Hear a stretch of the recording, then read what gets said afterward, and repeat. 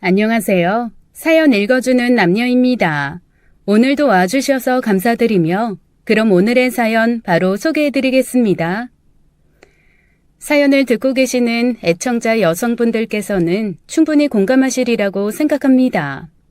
평소와 같은 일상 속에서 이전과는 다른 아주 사소한 차이점들을 문득 마주할 때면 우리 여성들한테는 그 묘한 분위기가 몸으로 확 체감되고는 하잖아요.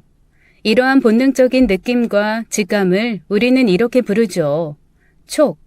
남성 애청자 여러분들께서도 이런 이야기들을 많이 들어보셨을 거예요. 촉이 이상하다 또는 촉이 안 좋다 하는 이야기 말입니다. 그 말들을 굳이 해석하자면 이런 뜻이 되죠. 느낌이 불길하다, 느낌이 안 좋다. 이처럼 여자들이 말하는 촉이란 대부분 자신에게 닥쳐올 위기를 직감했다는 것을 뜻한답니다. 물론 같은 여성인 저 또한 살면서 무수한 촉들을 느끼면서 지내왔는데요. 그 중에서도 저에게 가장 강렬한 촉을 느끼게 만든 상대방은 바로 남편이었죠. 직장 생활 스트레스로 인해 많이 힘들어하던 남편의 표정이 어느 날부터인가 화사한 미소가 꽃피우기 시작했어요. 저에게 수시로 해댔던 일 그만두고 전업주부 하면 안 될까 하는 투정도 전혀 부리지 않게 되었으며 콧노래를 흥얼대며 출근했다가 콧노래를 흥얼대며 퇴근하기 일쑤였죠. 또한 남편은 자신의 신용카드 명세서를 집으로 배달되어 오는 우편물이 아닌 남편의 휴대폰으로만 전송되는 모바일 명세서로 갑자기 바꿔버리기도 했고요. 저에게는 한마디 언질도 없이 말입니다. 여보, 주말에 당신 카드 좀 빌려줘. 당신 카드 쓰지 왜? 옷이랑 향수를 좀 사러 가고 싶은데 내 카드는 이번 달 한도가 간당간당해가지고. 아직 월말도 안 됐는데 카드를 벌써 어디다 그렇게 긁었길래. 남자가 사회생활 하다 보면 돈 나갈 일도 있고 그러는 거지 뭐. 그럼 주말에 같이 가자. 이번 주말에 나 시간 괜찮아. 에이, 뭐하러 굳이. 당신도 바쁘게 일하는 사람인데 주말에는 편하게 쉬면 좋지. 그냥 나 혼자 콧바람도 쐴 겸 파주 좀 다녀올게. 아이, 카드만 빌려줘. 파주? 파주에 아울렛 있잖아. 거기에 요즘 젊은 친구들이 좋아하는 옷들이 많이 있다고 해서 한번 가보려고. 너무 그러지 마. 우리 나이가 40이 훌쩍 넘었어 이제. 젊은 친구들 잘못 따라했다가는 뒤에서 싫은 소리 듣게 되는 나이잖아. 그건 편견이지. 요즘 같은 100세 시대에 고작 40 먹은 게 무슨 대수라고. 우리 나이면 아직 한참 창창한 시절이고 지금부터 젊게 살아야 나중에 나이 더 먹어서도 곱게 늙는 법이야. 아이, 그러니까 카드 좀 빌려주고 그날 당신 차 내가 쓸게. 내 차는 또 갑자기 왜? 내 차는 외제차잖아. 나야 사업하는 사람이라서 거래처에 얕보이지 않으려고 일부러 외제차 타는 거라지만 당신은 학생들 가르치는 사람이 사치스러운 모습 보일 수 없다면서. 국산차 한 대 따로 뽑아가지고서는 그걸로 매일 출퇴근하는 거였으면서. 파주 간다니까는 학교에 출근하는 것도 아닌데 뭐 어때. 그리고 남자들은 원래가 그런 법이야. 가끔 한 번씩 좋은 외제차 타고 드라이브 가고 싶은 날이 있거든. 뭐 암튼 간에 난 당신 허락 받은 거다. 늦을 수 있으니까 그날 저녁은 혼자 챙겨 먹고. 혹시 많이 늦으면 기다리지 말고 먼저 자. 전 촉이 좋을지언정 그 촉을 무기 삼아 남편은 올가매는 의부증 와이프는 아니었어요. 그래서 불길한 직감에도 불구하고 남편을 믿고 카드와 차를 빌려주었는데요. 신나서 파주로 출발한 남편은 제게 미리 이야기했던 대로 아주 늦게 돌아왔죠. 거의 자정에 가까운 시간이었습니다. 그 와중에 제가 살짝 안심이 되었던 건 제 휴대폰에 찍힌 카드 결제 내역이 파주 아울렛이었다는 사실이었어요.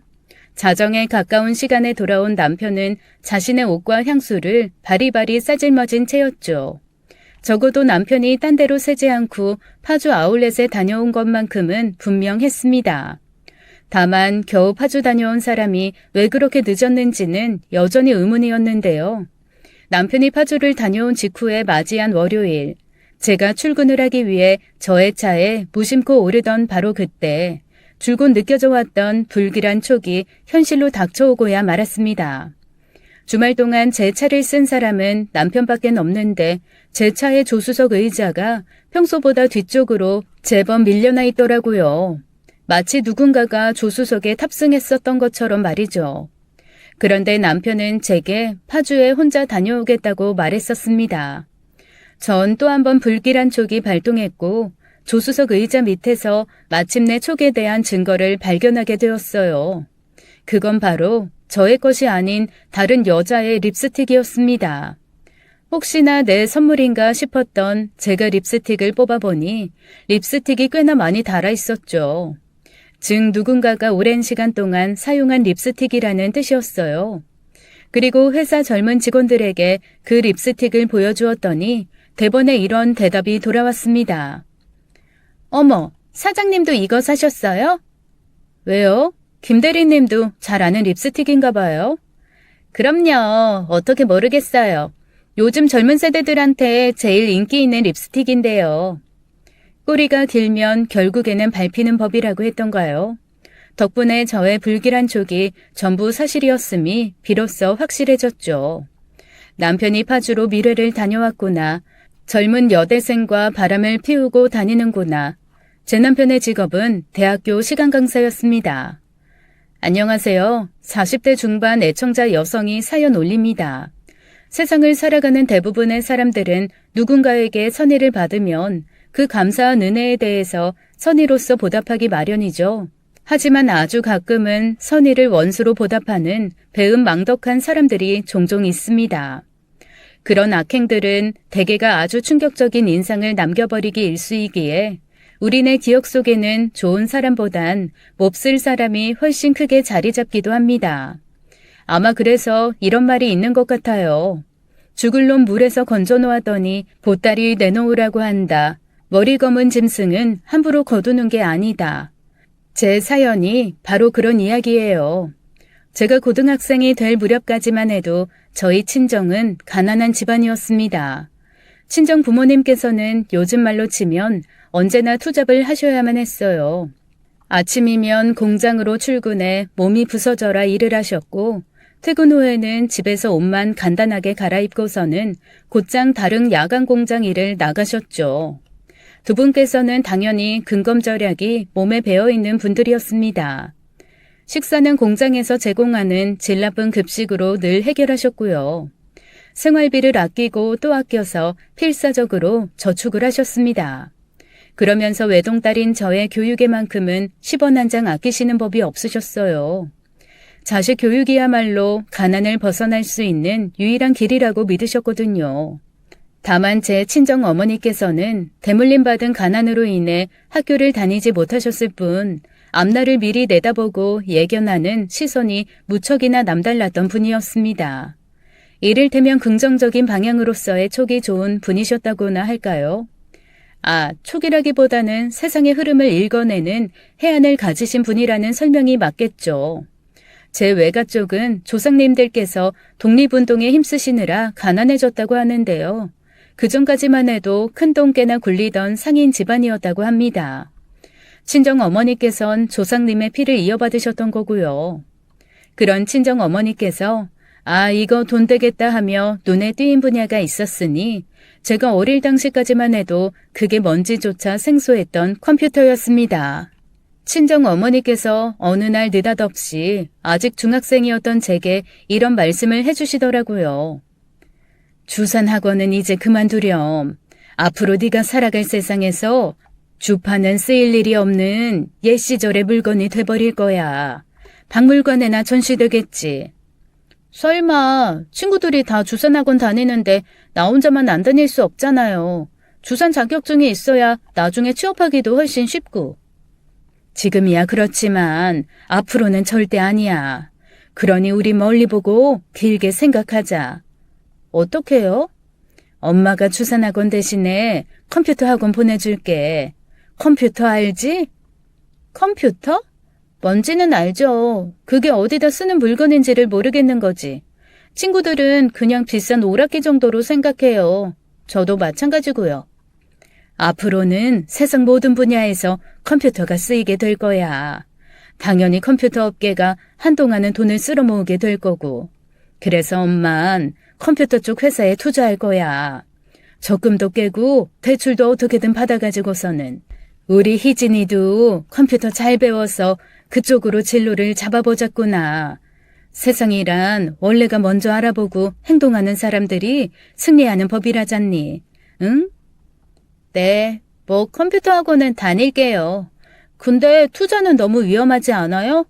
제 친구들 중에도 부모님이 그런 거 했다가 집안 쫄딱 망해버린 애들 몇몇 있는데 심지어 대출까지 받아가면서요. 나라에서 가정 환경이 어려운 학생들 중에서 공부도 잘하는 모범생 꿈나무들을 골라가지고선 대통령 이름으로 상장을 내리기 시작했대. 그 상장 상품이 바로 가정용 컴퓨터고, 말하자면 개천에서 용날 만한 장학생들을 나라에서 컴퓨터와 친숙한 인재로 키우려는 거잖니. 이 정도면 장래성은 확실해. 전 그렇게 주판학원을 그만두고 컴퓨터 학원에 다니게 되기는 했습니다만 친정 어머니의 생각과 말씀에 솔직히 반신반의했어요. 대출까지 받아가면서 투자를 하겠다는 생각에는 자식으로서 걱정이 컸고요. 앞서 말씀드렸던 것처럼 컴퓨터라는 물건 자체가 생소하던 시절이기 때문이었죠. 하물며 비싸기는 또 얼마나 많이 비싼지 대기업 같은 곳에서나 쓴다는 얘기가 종종 들려왔을 뿐 일반 가정집에서는 함부로 들여놓을 수도 없었습니다. 그런데 말이에요. 제가 컴퓨터 학원에 등록하고 부모님께서 결국 대출까지 받아 컴퓨터 쪽 분야에 투자를 하기가 무섭게 어머니께서 예상하셨던 일 그대로가 현실에 펼쳐지기 시작했습니다. 그때까지만 해도 아날로그였던 세상은 너무나도 빠르게 변화하기 시작했어요. 대한민국 방방곡곡의 학교들마다 덜커 더 컴퓨터실이 생기더니 컴퓨터라는 과목이 정규 교과 과목으로 편입되었습니다. 초고속 인터넷이 전국에 개통되어서 가정집 거실들마다 컴퓨터가 한 대씩은 들어왔고 심지어는 대학생 언니 오빠들 사이에서는 PC방이라는 컴퓨터를 이용한 새로운 놀이 문화가 자리 잡았죠. 그리고 마침내 대한민국에 IT 벤처기업 열풍이 불어닥치게 되었는데요. IT 벤처기업 열풍의 중심에는 다름 아닌 컴퓨터가 있었습니다. 덕분에 제 친정은 아주 큰 부자가 되었어요. 친정 부모님께서 과감하게 신중하게 투자하셨던 컴퓨터 쪽 회사가 당시 대한민국에서 가장 크게 성공한 IT 벤처기업들 중 하나였거든요. 친정 어머니의 해안은 자식 교육에서도 빛이 났습니다. 일찍이 컴퓨터를 배우게 된 저는 명문대에서 컴퓨터 프로그래밍을 전공하게 되었고 대학생들을 대상으로 진행되는 각종 프로그래밍 공모전에 여러 차례 입상을 거머쥔 끝에 졸업하자마자 대기업에서 거의 모셔가다시피 취직이 되었거든요. 그때나 지금이나 청년 실업이 사회적 문제이기는 매한가지였던 시절이었는데도 말입니다. 대기업에서 어느 정도 경력을 쌓은 이후로는 능력 있는 대학교 동기 친구들과 함께 독립해서 IT 벤처회사를 차렸어요. 하지만 그때 저는 처음으로 깨닫게 되었습니다. 사업가가 되어 회사를 꾸려나가는 일은 그리 만만하지 않다는 사실을요. 사업 아이템이 나빴던 것은 절대로 아니었어요. 저희 회사는 오히려 매년 높은 수익률을 거두며 쭉쭉 성장해 나갔죠. 대한민국의 경제 위기가 불어닥칠 때에도 저희 회사는 큰 어려움을 겪지 않았어요. 다만 제가 사업가로서 어려움을 겪었던 이유는 사람이었습니다. 창업주인 저와 대학교 동기들의 당시 나이가 겨우 30 남짓, 한참 어린 나이에 그 많은 부를 거머쥐다 보니 다들 사람들이 변하더군요. 함께 회사를 운영하는 동기들은 그야말로 전형적인 몹쓸 사업가로 변해갔습니다. 사람 알기를 얼마나 우습게 하는 건지 직원들에게 폭언은 기본일 지경이었죠. 또한 돈이 돈으로 보이지를 않는 건지 회사 돈을 가져다가 사리사욕 채우는 일이 빈번했습니다. 그러다 보니 핵심 업무를 담당하는 직원들이 줄줄이 퇴사를 해버렸어요.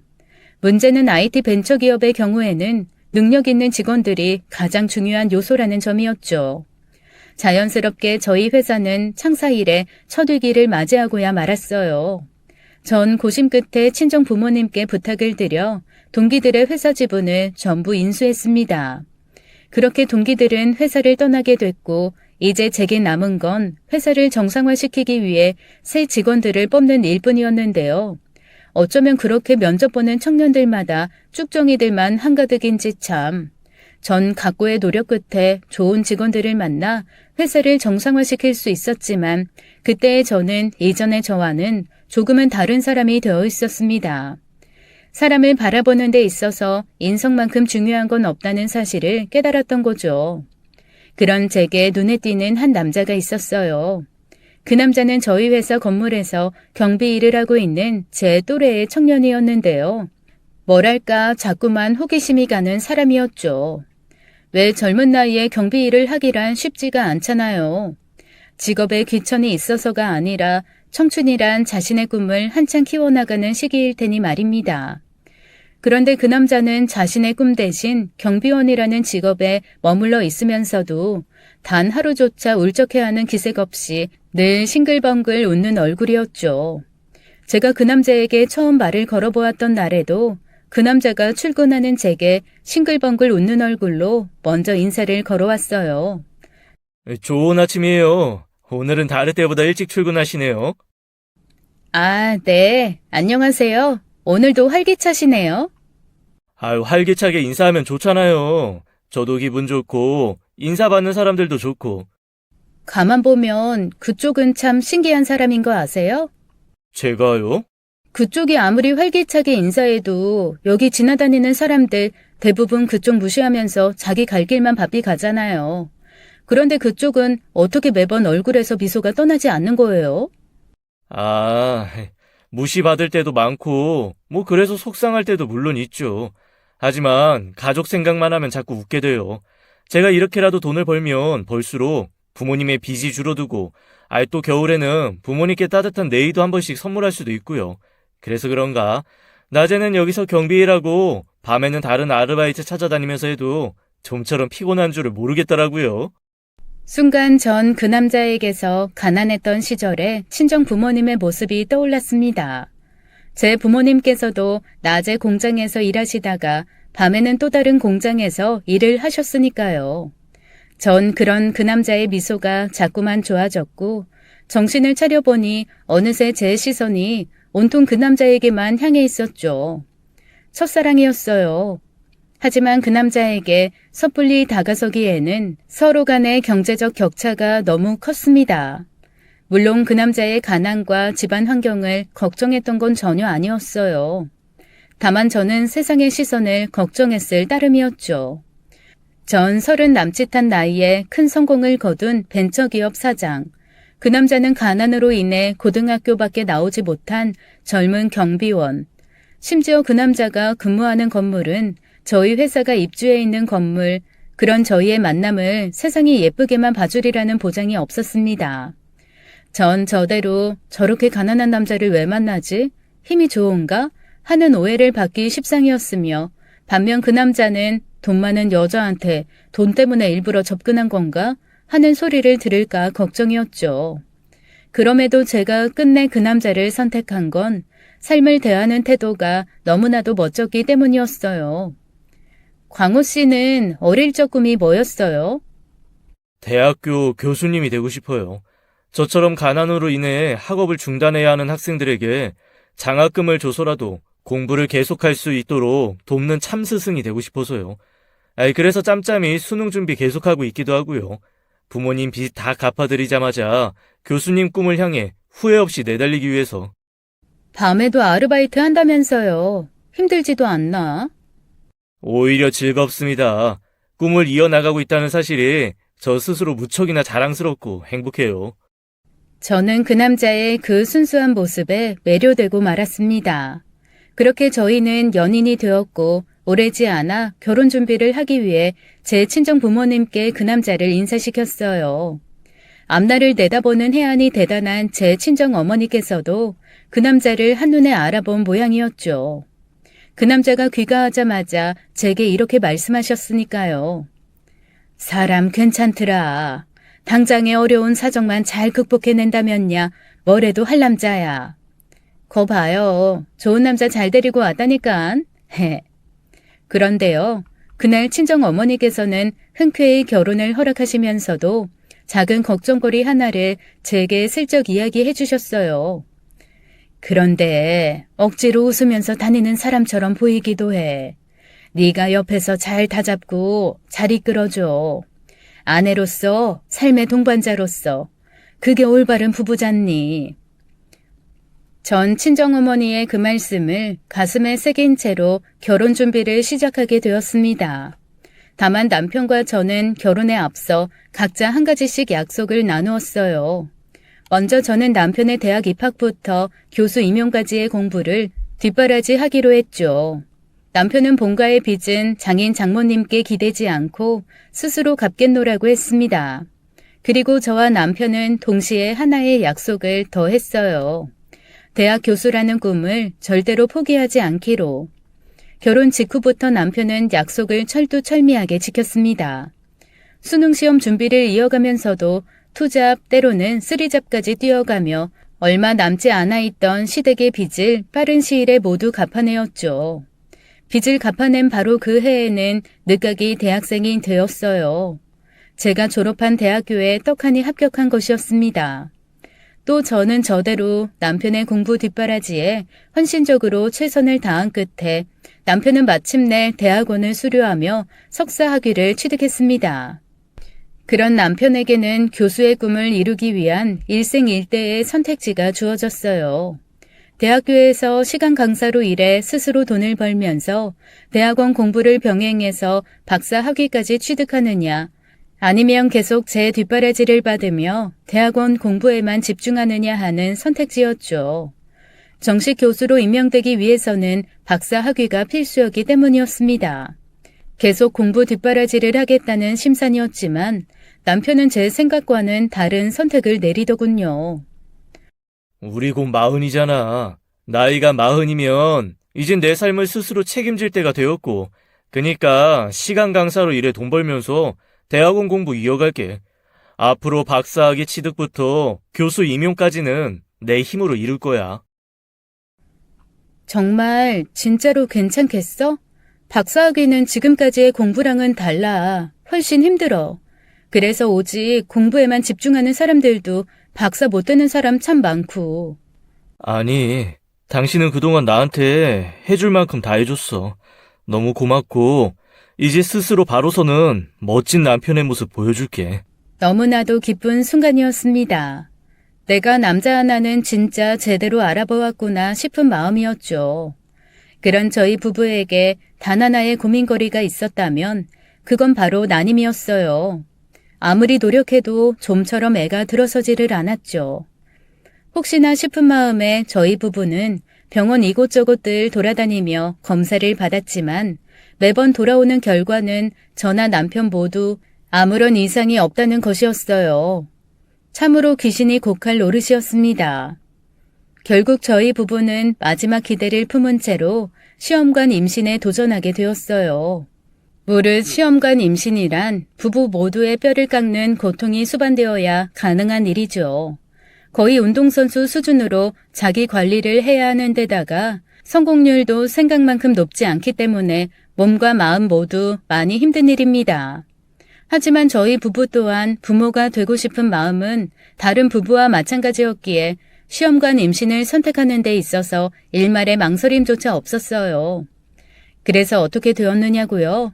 매번 실패를 겪고 또 겪다가 겨우겨우 착상에 성공하기까지는 했습니다.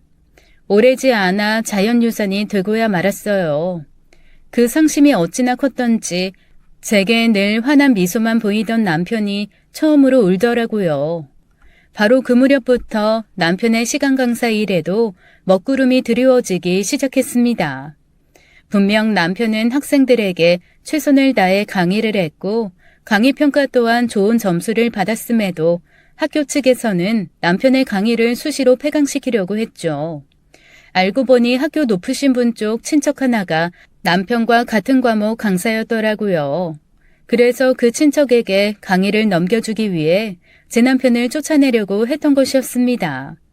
일이 잘 풀리지 않으려니 정말 한도 끝도 없더라고요. 남편의 박사학위 취득을 위한 논문 준비에도 먹구름이 끼어버렸습니다. 전 세계적인 경제 위기가 발생해버린 탓에 연구비가 대폭 삭감되어 버렸죠. 상황이 그렇게 되자 남편은 날이 갈수록 우울해졌어요. 일 그만두고 전업주부 하면 안 될까 하는 투정을 수시로 부리기 시작했고, 대학 교수를 위한 꿈을 이루겠다는 약속을 지키기 위해 아침마다 꾸역꾸역 출근을 하면서도 얼굴에는 힘든 심정이 고스란히 드러났죠. 전 그런 남편의 마음을 다잡아주기 위해 최선을 다했습니다만 어느 날부터인가 저는 남편에게서 불길한 촉을 느끼게 되고야 말았습니다. 남편이 자신의 신용카드 명세서를 집으로 배달되어 오는 우편물이 아닌 남편의 휴대폰으로만 전송되는 모바일 명세서로 갑자기 바꿔놓았더라고요. 물론 저에게는 왜 바꾸게 되었는지에 대한 한마디 언질조차 없이 말이죠. 불길한 촉은 거기서 끝이 아니었습니다. 매일 아침 출근길에 나서는 남편의 얼굴에 화사한 미소가 꽃피기 시작한 것이었죠. 제가 알기로는 시간 강사 일과 논문 준비에 드리워졌던 먹구름은 하나도 달라지지 않았는데도요. 남편은 콧노래를 흥얼대며 출근했다가 콧노래를 흥얼대며 퇴근했고, 심지어 이전에는 별 관심조차 주지 않았었던 패션과 향수에 관심을 갖기 시작했습니다. 콕 찍어서 젊은 친구들이 좋아하는 스타일로다가요. 네, 맞습니다. 그러한 남편의 변화는 제가 사연의 서두에 언급했던 불길한 느낌의 시작이었죠. 그리고 결국 그 사달이 나버렸던 겁니다. 혼자서 파주 아울렛에 쇼핑을 다녀오겠다던 남편이 사실은 젊은 여대생과 파주로 미래를 다녀왔었던 그 사달 말이에요. 불륜 사실을 깨달은 순간 제 머릿속에는 남편과의 첫 만남부터 지금까지의 시간들이 주마등처럼 흘러갔습니다. 전 남편의 공부 뒷바라지를 위해 최선을 다해 헌신했지만 돌아온 건 불륜이었을 뿐 감사한 은혜에 대한 보답을 원수로 갚아버리는 배은망덕한 사람이 다름 아닌 제 남편이었던 거죠. 생각 같아서야 당장의 두 년놈들의 주리를 틀어버리고 싶었지만 증거가 부족했어요. 제 차에서 발견된 여대생의 립스틱 하나만으로는 변명의 여지가 너무나 많았습니다. 그래서 어떻겠냐고요? 아주 간단하게 생각했죠. 불륜의 증거는 불륜 현장을 급습하는 것만큼 훌륭한 증거가 또 없잖습니까? 이에 저는 아무것도 모르는 척 남편을 밖으로 내보내놓고는 조용히 뒤를 밟아보자고 결심했습니다. 그런데 때마침 남편이 이러더라고요. 여보, 나 일주일 동안 집을 비워야 할 것 같아. 이젠 아주 내놓고 여행을 다니겠다는 속셈이구나. 또 촉이 발동한 저는 그러나 천연덕스럽게 대답했죠. 왜? 학교에서 어디 갈 일 있어? 다른 일은 아니고 부산에 학회가 좀 있어서 담당 교수님께서 부산까지 같이 가서 일을 좀 도와달라시네. 그럼 혹시 이번엔 내 차 안 빌려가도 돼? 빌려주면 나야 고맙지. 안 그래도 걱정이었거든. 교수님 모시고 내가 직접 운전해서 부산까지 가야 하는데 교수님을 국산차로 모시기가 좀 그래서. 이게 다 사회생활이야. 당신 외제차 빌려서 교수님 체면도 살려드리고 겸사겸사 나도 점수 좀 따고 해야지. 그 교수님이 내 논문 지도 교수님이신데.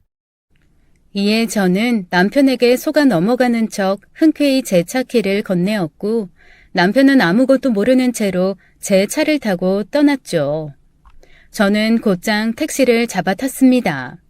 그리고는 택시 기사님께 외쳤어요. 저기 앞에 저 벤츠 보이시죠? 저 차 따라가 주시는데요. 절대 놓쳐서도 안 되고 절대 들켜서도 안 돼요. 택시비는 얼마가 나오든 따따따 더블로 드리겠습니다. 무슨 안 좋은 일이라도 있으신 건가요? 바람피는 남편 잡으러 가요. 그러자 택시 기사님께서 굳은 결의의 표정으로 외치셨습니다. 우리 와이프도 바람나서 도망갔어요. 이 바람 피우는 염놈들은 싸그리 잡아다 불지옥에 쳐넣어야 돼. 택시비 안 받을 테니 안전벨트 꽉 매십시오. 그렇게 전 택시기사님의 도움을 받아 남편을 추적하기 시작했어요. 아니나 다를까 남편은 지도교수가 아닌 젊은 여대생을 조수석에 태우고는 그 길로 부산을 향해 내달렸죠. 또 아니나 다를까 남편과 불륜녀가 도착한 곳은 부산의 호텔이었습니다. 하지만 저는 곧 난관에 봉착하고야 말았어요. 남편과 불륜녀가 함께 들어간 객실의 문을 열 방법이 없었던 거죠. 그러나 세상 사람 죽으란 법은 없다고 했던가요? 그때 전 제가 어떻게 그런 생각을 했는 줄도 모르는 채로 거의 반사적으로 행동했습니다. 객실 문을 쾅쾅 두드리며 목소리를 코맹맹이 소리로 바꾸어가면서 외쳤죠. 불이야! 불! 얼른 피하셔야 돼요! 불이야! 그러자 객실의 문이 왈칵 열리면서 남편과 불륜녀가 수건으로 중요 부위들만 겨우 가린 채로 뛰쳐나오더군요. 졸지에 저와 눈이 마주쳐버린 남편의 눈동자가 사시나무처럼 떨렸고 마침 다른 객실의 투숙객들께서도 허둥지둥 객실에서 나오셨습니다. 화재 사고가 아니라는 사실을 깨달은 투숙객들의 어리둥절한 시선이 거의 반나체 상태인 두 연놈과 저를 향해 쏟아지는 찰나 전 행여 그 좋은 기회를 놓칠세라 아주 우렁차게 외쳤습니다. 축하드립니다. 여러분들께서 지금 불륜이라는 이름의 불장난을 목격하셨습니다. 그런 제 외침에 모든 투숙객들의 따가운 시선이 두 연놈에게 꽂혔습니다. 혀를 찢찢 차는 소리와 수군대는 지탄의 목소리들도 여과 없이 들려왔죠.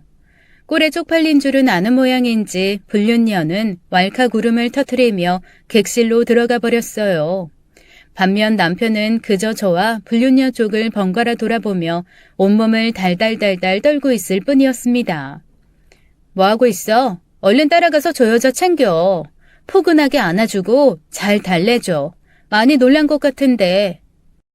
여보, 그게 아니라. 그게 아니면? 니들은 학회를 단둘이서 홀딱 벗고 하니? 불륜학계론 뭐 그런 수업이라도 하는 거야? 은혜를 원수로 갚아도 정도가 있지, 이 배은망덕한 새끼야. 일단 진정하고, 내가 다 설명할 수 있어. 설명은 저 여자한테 가서 하셔. 왜? 이 순간부로 너랑 나랑은 끝이니까. 제 단호한 태도에 남편은 고개를 푹 숙인 채로 객실로 털레털레 들어갔습니다. 그런 남편의 모습마저도 어찌나 꼴보기 싫은지 결국 제가 소리 없는 눈물을 와락 쏟아내자 구경하던 투숙객분들이 제게 다가와 진심 어린 위로의 말씀들을 건네더라고요. 그렇게 저희 부부는 별거와 이혼 소송을 시작했습니다. 남편이 따로 방을 얻어 나가서 살았죠. 그러는 사이 어영부영 1년이라는 시간이 훌쩍 흘러가 버리더군요. 길어봤자 6개월이면 끝나는 이혼 소송이 1년을 넘기게 된 건 이혼 소송에서 가장 흔한 다툼 중에 하나였습니다. 남편이 제 재산에 욕심을 냈거든요. 변호사님 말씀 못 들었어? 결혼 전에 형성된 재산은 재산 분할 대상이 아니라잖아. 결혼 이후에 형성된 재산은 분할 대상이라는 말은 못 들었고. 그래서? 당신이 내 재산 늘어나는데 뭘 얼마나 보탬이 됐니? 당신이 번 돈이 내 통장에 한 푼이라도 들어와 봤으면 내가 억울하지는 않지. 당신 젊을 때 번 돈은 시부모님 빚 갚는 데 거의 다 쓰였고 시간 강사하면서 번 돈은 대학원 학비로 거의 다 썼잖아. 맞다. 그년이랑 불륜 저지른 자금으로도 쓰였겠네. 내가 남편으로 가정에 기여한 몫은 계산해줘야지. 당신 사업 때문에 바쁠 때마다 내가 살림살이 종종 해주기도 했고 또 내 덕분에 당신 정서적으로 많이 안정되면서 사업도 더 번창할 수 있었잖아. 내가 치사해서 이런 얘기까지는 안 하려고 했는데 당신 공부 뒷바라지 내가 다 했어. 그 은혜를 원수로 갚은 건 당신이고. 나도 치사해서 이런 얘기까지는 안 하려고 했는데 당신 돈 많잖아.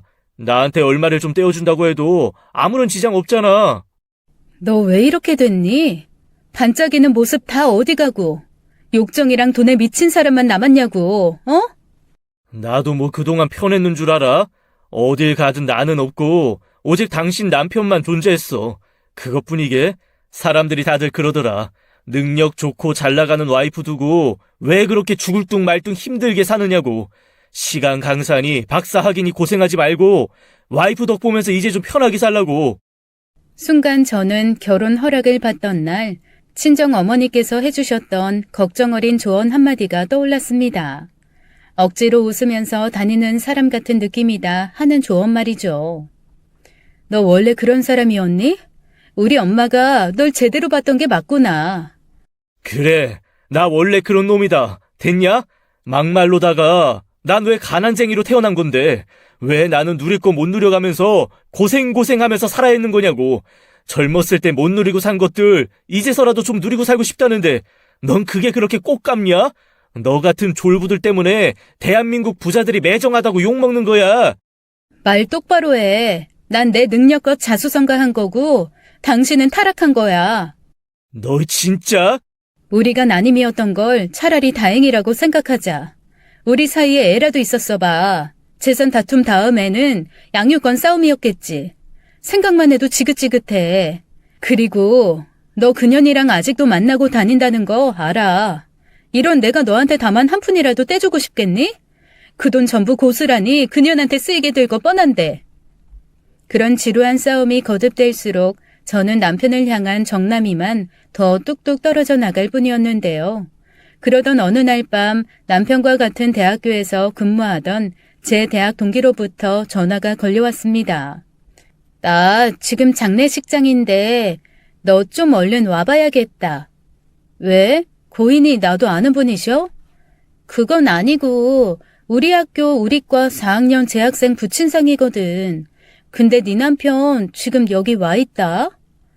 그게 뭐 이상한 일이야? 그 인간이 시간 강사로 일하는 학교도 그 학교고 박사 논문 준비하는 학교도 그 학교 대학원인데 그 인간 입장에서는 지인상일 거잖아. 그딴 일로 신경 쓰기 싫어. 아, 일단 좀 와봐. 지금 이 상황이 도저히 말로는 설명이 안 돼. 동기의 목소리로부터 전 또 한 번 불길한 촉을 느꼈습니다. 그래서 장례식장으로 찾아갔어요. 이 인간이 또 무슨 사고를 쳤는지 지켜보자 하는 생각에서요. 그런데 고인의 영정 앞에서 한참을 오열하던 남편이 결국 실신해서 실려가더라고요.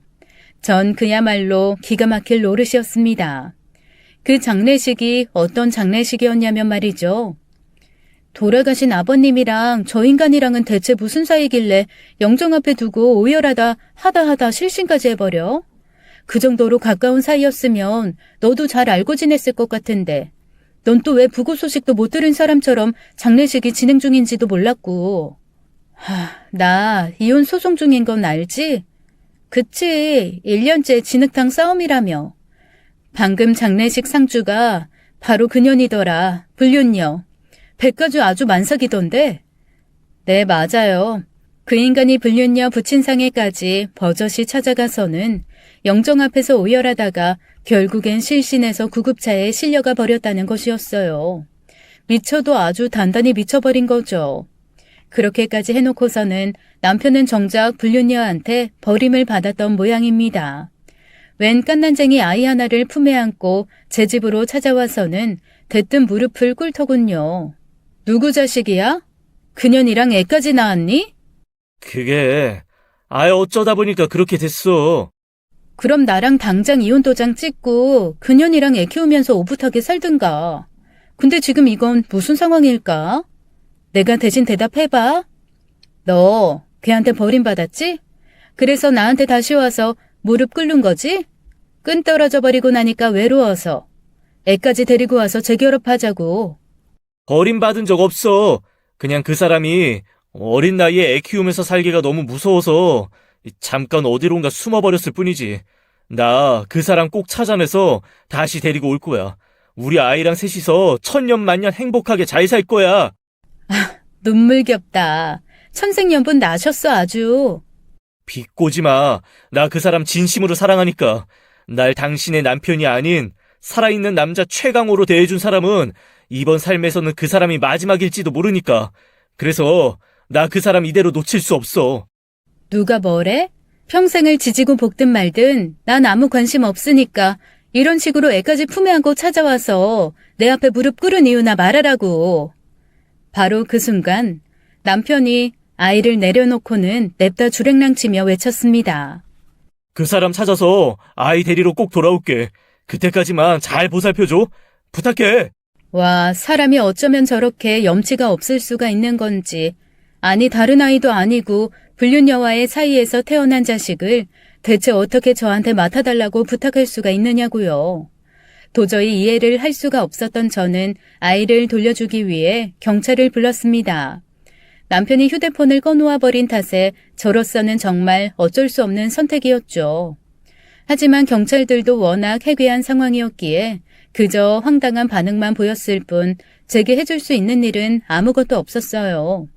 더욱이 당시 저와 남편은 비록 이혼 소송 중이라 한들 아직은 엄연히 법적 부부였기에 경찰 쪽에서 영아 유기 혐의를 적용해서 남편을 추적해 찾아낼 수도 없는 상황이었습니다. 법적 남편이 법적 아내의 집에 아이를 맡겨두고 떠난 건 영아 유기에 해당하지 않았으니까요. 결국 전 울며 겨자 먹는 심정으로 아기를 임시 보호하게 되어버렸습니다.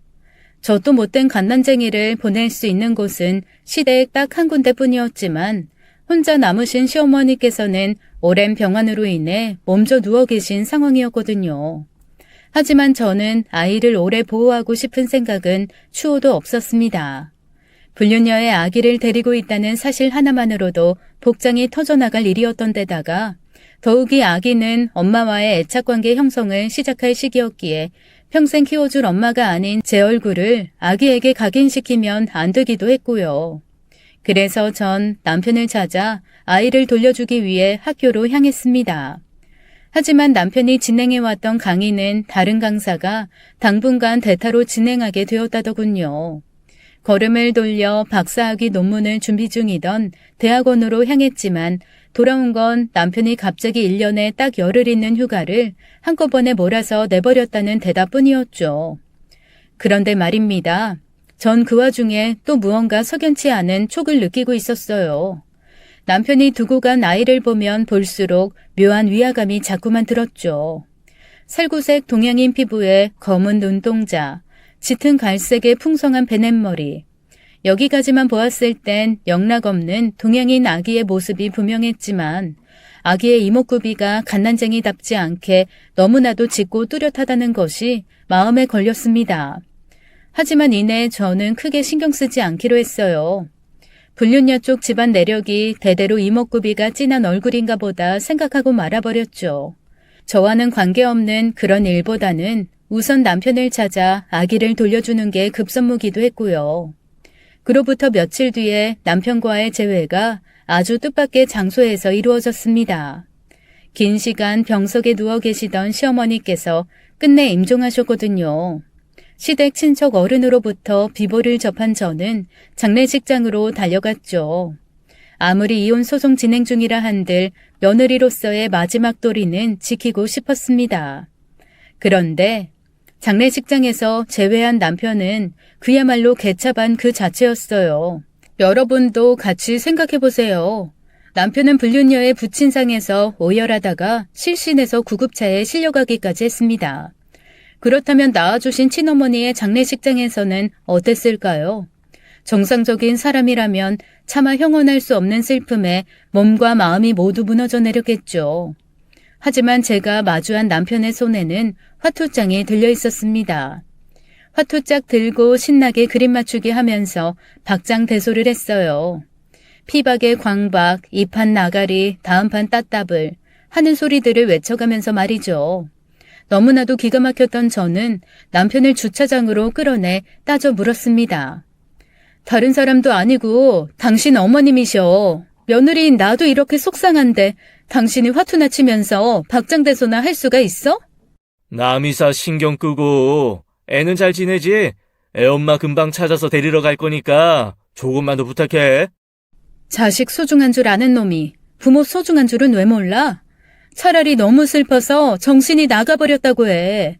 화투라도 치면서 버티지 않으면 당장이라도 숨이 끊어져 버릴 것 같이 괴로워서 도저히 어쩔 수 없다는 변명이라도 하란 말이야. 그럼 나도 아주 조금은 널 이해해 줄 수도 있을 것 같으니까. 슬픈 일이 뭐가 있어. 평생 나 고생만 시키다 떠나버린 못난 놈만데. 그리고 이제 와서 새삼 실망한 척하지 마.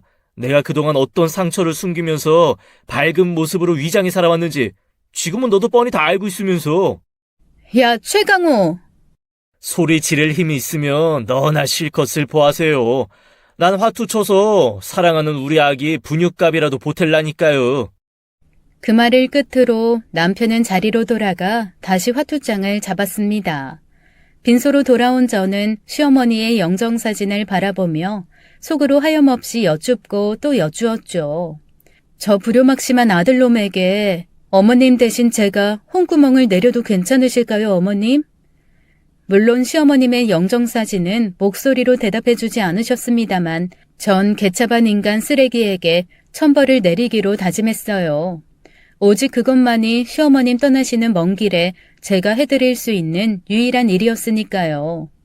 그렇게 저는 어디론가 조용히 전화를 걸었습니다. 밤이 깊어갈수록 남편의 화투판에 오가는 액수가 기하급수적으로 커지기 시작했어요. 애초에 처음부터 노름판으로 시작되었다고 해도 믿을 지경이었죠. 하필이면 남편이 아주 큰 점수를 따내 많은 판돈을 따게 된 순간 헐레벌떡 달려온 누군가가 남편의 손목을 턱하고 잡았습니다. 그 누군가를 돌아본 모두가 고개를 갸웃했고 어리둥절하기는 남편도 마찬가지였죠. 그 사람은 새하얀 피부와 아름다운 금발의 외국인 남자였거든요. 누구신지, 당신이 최강우십니까? 네, 그런데요. 그러면, 제 아기 어디 있습니까? 아기요? 아기를 왜 여기서 찾으세요? 여긴 산부인과가 아니라 장례식장인데요. 그리고 제 이름은 또 어떻게 아시고? 어떤 사람이 전화를 했습니다. 제 여자친구가 아기를 낳았는데 최강호 씨가 데리고 있다고요. 도통 무슨 소리를 하시는 건지 누가 전화를 했는데요? 나야. 내가 전화드려서 이리로 오시라고 했어. 당신이 지금 어떤 정신 나간 짓거리를 하고 있는 건지 꼭 알려주고 싶어져서. 당신이 자기 자식이라고 생각하는 그 아이를 진짜 아빠에게 되돌려줘야만 했고. 진짜 아버지라니. 너 말 참 웃기게 한다. 그럼 그 애가 저 외국인 아기라는 거야? 애 보살피는 동안 너도 충분히 봤을 거 아니야. 피부도 한국인이고 까만 눈동자도 한국인이고 머리카락 짙은 갈색이야. 저 외국인은 누가 봐도 금발이고. 그런데 내 아기가 외국인 혼혈이라고 우길래? 마침 제가 미리 연락을 해두었던 친정 부모님께서 도착하셨습니다. 친정 어머니의 품에는 제가 장례식 참석을 위해 맡겨두었던 아기가 안겨 있었죠. 정말 그렇게 생각해? 저 애가 당신 아기라고? 너 자꾸 말 함부로 할래? 장례식장이라고 사람 못 때릴 줄 알아? 저 아기는 누가 뭐래도 나랑 그 사람이 진심으로 사랑해서 낳은 우리 자식이야. 내가 평생을 목숨 바쳐 키워낼 내 아이. 그래? 그럼 직접 확인해 보든가. 저는 말을 마치기 무섭게 아기의 털모자를 벗겼습니다.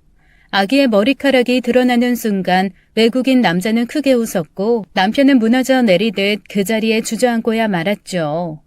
짙은 갈색이던 베넷머리가 모두 빠진 뒤에 새로 자라난 아기의 머리카락은 아주 선명한 금발이었습니다. 누가 봐도 아기의 아빠는 외국인 남자였죠. 이에 저는 일단 아기와 아빠의 안정을 위해 아이를 아버지의 품에 안겨 집으로 보내주었어요. 그리고는 멍하니 주저앉아 있을 뿐인 남편에게 곧장 다시 다가갔습니다. 나도 처음엔 이목구비가 너무 선명하다는 것 말고는 큰 의심 못했어. 나머진 영락없는 한국인 아기였으니까.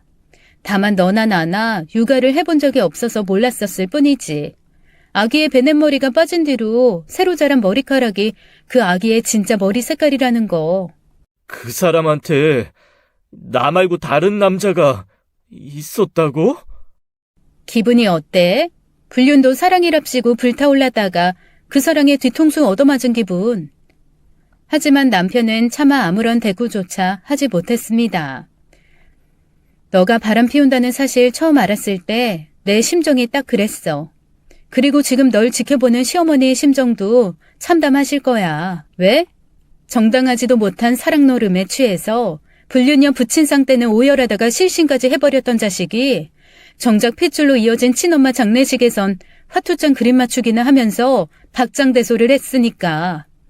평생 나 고생만 시키다가 떠나버린 못난 엄마라면서 슬플 일이 뭐가 있겠냐는 망발까지 짓거렸으니까.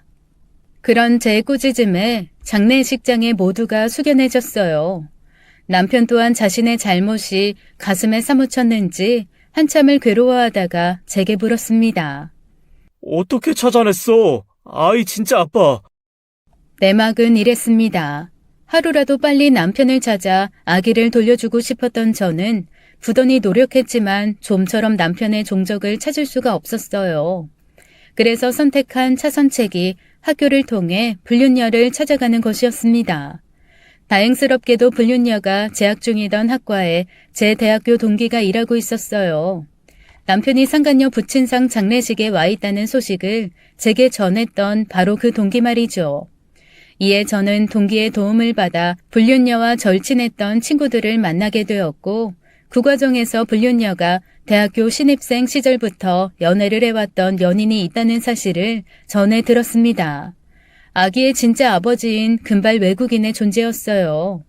불륜녀는 금발 외국인과 4년째 연애를 하면서 제 남편과 양다리를 걸쳤던 것이고요. 그런 이야기를 듣고서는 집으로 돌아온 저는 또 하나의 충격적인 사실과 마주하게 되었습니다. 베넷머리가 빠지고 새로 자라난 아기의 머리카락이 아주 선명한 금발이라는 것을요. 그렇게 모든 사실 알게 되었던 거고 너 오늘 하는 짓거리가 하도 꼴같지 않길래 이 자리에서 폭로하게 된 거고 더 재밌는 사실 하나 알려줄까? 최강호 너 오늘부로 인생 나락행이야. 대학 교수 임용의 꿈? 물 건너갔어. 그날 제가 했던 말 그대로 남편의 삶은 수직 낙하 나락행이 되어버렸습니다. 남편은 시간 강사 자리로도 박사학위 취득을 위한 대학원으로도 돌아갈 수 없게 되었죠. 그 이유는 다분히 불륜녀의 개인적인 취향 때문으로부터 비롯되었습니다. 마치 사춘기 시절 매년 새로 맞이하는 선생님마다 사랑에 빠지는 소녀 같다고나 할까요? 불륜녀의 원래 연인인 외국인 남자는 제 남편과 같은 전공을 가진 대학교 교수였답니다. 제 남편은 여러분께서도 아시다시피 시간 강사, 즉 학생들 보기에는 교수기는 마찬가지였죠. 그래서 대체 뭐가 문제냐고요? 남편이 왜 학교로 돌아갈 수 없는 처지가 되었던 거냐고요? 외국인 교수는 남편이 있던 대학교와는 다른 학교에 근무하는 교수였는데요. 학계라는 곳이 원래가 두어 다리 건너면 서로 다들 아는 사이일 정도로 좁은 바닥입니다. 그런 좁은 바닥에서 시간 강사인 제 남편이 정식 교수와 악연이 되었다. 심지어 외국인 교수 입장에서는 제 남편이 사랑하는 여인을 꼬셔 잠자리까지 가진 도둑놈이다. 얘기야 뻔하죠. 남편은 학교로 돌아갈 수 없게 된 것뿐만이 아니라 같은 전공으로 다시는 학계 근처에 얼씬조차 할 수 없는 몸이 되어버렸다는 겁니다. 결국 남편은 욕정에 눈이 멀어버린 탓에 평생의 꿈이었던 대학 교수를 단념해야만 했어요. 그게 남편이 마주하게 되었던 첫 번째 나락이었다면 두 번째 나락은 바로 배신감이었습니다. 중년의 나이에 맞이한 진정한 사랑이라 믿어 의심치 않았던 바로 그 거짓된 사랑이 남편의 꿈을 하루아침에 무너뜨렸고 아기도 자신의 아이가 아니라는 절망을 맛보았으며 끝내는 불륜녀가 원래의 연인이었던 외국인 교수와 결혼식을 하게 되었거든요. 세 번째 나락은 저와의 이혼 소송이었습니다. 남편은 변호사를 통해 거액의 재산 분할을 요청해왔지만 2심까지 치열한 소송이 진행된 끝에 법원은 제 손을 들어주었어요. 다만 저 또한 남편에게 10원 한 장도 남겨주지 않을 수는 없었습니다. 법원에서 제가 바쁠 때마다 남편이 살림살이를 해주었던 공로를 인정했거든요. 그래봤자 뭐 제가 그 돈 전부 다 주어봤자 남편은 사실상 적자였죠. 1년이 훌쩍 넘는 기간 동안 2심까지 이혼 소송을 치루었던 탓에 소송 비용이 컸거든요. 결국 남편은 저에게서 받아간 돈으로 변호사 수임료를 채 다 갚지도 못했을 겁니다. 그렇게 전 완전한 평화를 되찾았어요. 지금은 회사 일에 잠시 내려놓은 상황입니다. 친정 부모님께서 연세가 더 드시기 전에 함께 해외여행을 다녀오려고요. 우리 여성들에게는 촉이라는 게 있습니다. 그 촉의 대부분은 앞으로 자신에게 펼쳐질 위기를 직감하는 것이긴 하지만 때로는 긍정적인 방향으로의 촉 또한 존재하더라고요. 지금 제가 오늘의 완전한 평화가 영원하리라 기대하고 있는 것처럼 말이죠. 제 사연은 여기까지입니다. 끝까지 들어주셔서 감사합니다. 지금까지 사연 읽어주는 남녀였습니다. 끝까지 시청해주신 여러분 감사드리며 저희는 다음 사연으로 돌아올게요. 감사합니다.